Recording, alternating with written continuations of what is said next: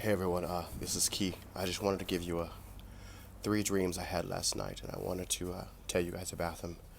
The first dream was kind of strange. All of them kind of strange, so I'm just going to tell you guys, and you guys can, whatever your interpretation may be. Why? There was three people. We were sitting on a couch, and it was me, this lady named Nicole, and this lady named Kelly, and a little girl. I'm not going to tell you her name, but we'll call her Allie. Just because she's a little girl. And they're real people that I know, so I'm just being discreet. Anyway, they were all like wearing wedding dresses, and Nicole was on the outside, and she had I think it's called a tiara on her head, and she was getting married. And Kelly was sitting next to me, and me and her arms were linked up and I remember in the dream I said, Kelly, I haven't seen you for so long, which I haven't seen her since we were in middle school. And I said, Kelly, I haven't seen you for so long. And we were just chatting it up, and the little girl was sitting in front of us, and she was kind of like playing with flowers or something. She was nonchalant, not really paying attention. But everyone was wearing wedding dresses, and Nicole, who was sitting on the outside, she said, "Is it asking me the question?" She said, "Is it not okay for me to ask when is he coming? When is his curfew?" Talking about her groom. She said, I want to know when he's coming home. And it was very strange. And I'm like, no, you can ask him that. I just remember thinking that she's worried about her groom coming home, but I remember her hair was messed up, and it was like in front of her face, and it was kind of like messy, and the tiara was falling off, the wind was blowing, and I remember thinking, why do you want him to come home when you're not even prepared for the wedding?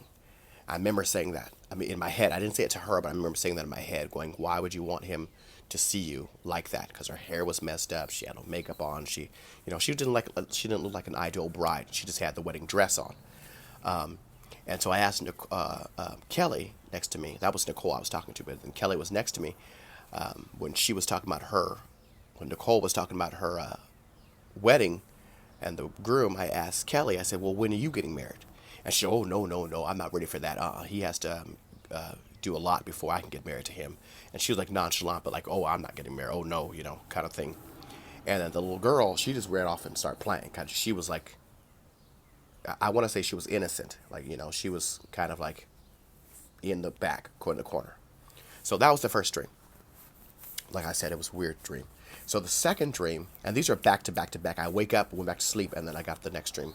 So the next dream was I was in a building, and I remember in my dream, I know it sounds weird, but I know I was like a female, like I was a woman, but I wasn't like a woman in drag or, a transsexual or something like that. I remember that how I perceive it as I was the bride of Christ, in my head, or someone of authority, but like a feminine role.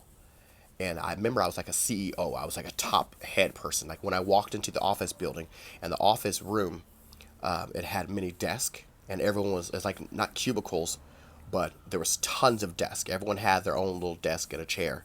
And it was a ton of them. Like there was 30, 40 people in there. And I remember when I walked in, people start freaking out, like, oh my gosh, in my spirit, like, she's here. And when I walked in, it was authority. People were freaking out. They were like, getting their papers together.